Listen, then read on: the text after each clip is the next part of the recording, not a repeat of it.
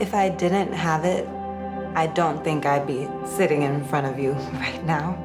It's taught me to get up time and time again. It brought me back to life.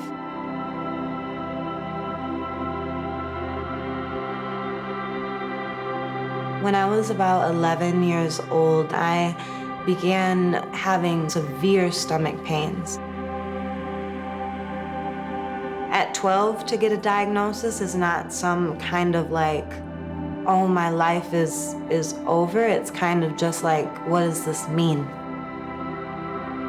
Crohn's disease is an autoimmune illness that essentially my immune system is attacking my digestive system.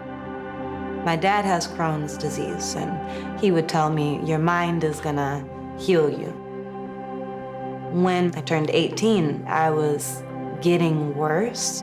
In the morning of August 4th, I remember screaming for my mom. My mom came into the room with 911 dialed. I remember crawling to the paramedics feet, screaming for help. The next moment, I woke up and I was on life support. And I remember opening my eyes and being surrounded by family. They were preparing for the worst. My bowel had perforated and opened up, and I was going into septic shock.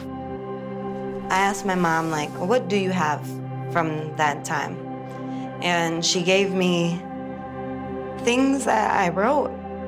She gave me a marker and let me try to write.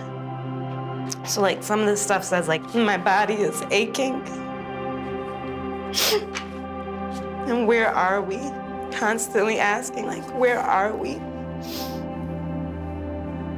The craziest part is when they took the tube out and I breathed on my own for the first time. I remember looking down and there was an open wound in the middle of my stomach. Made me ask why for the first time. I just didn't understand why live for this. When I got home from the hospital, I was 75 pounds and I was severely depressed.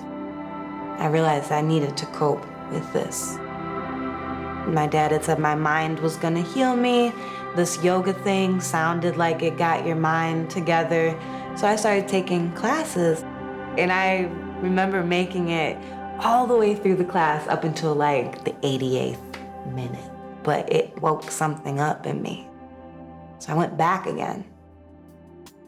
My wound had started healing, and I remember being in that hot room. And I remember taking my shirt off for the first time in that room, in that space, and feeling so safe. And it set the tone for that path of healing. I was I need this to be just a part of my life. I decided to become a yoga teacher.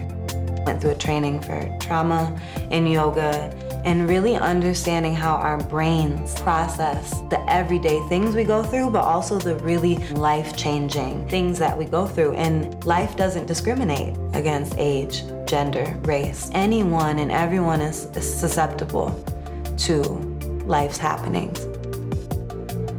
DBG, Downtown Boxing Gym, gave me a platform to create a program. It's a youth enrichment program. In our communities, sometimes our upbringings are traumatic.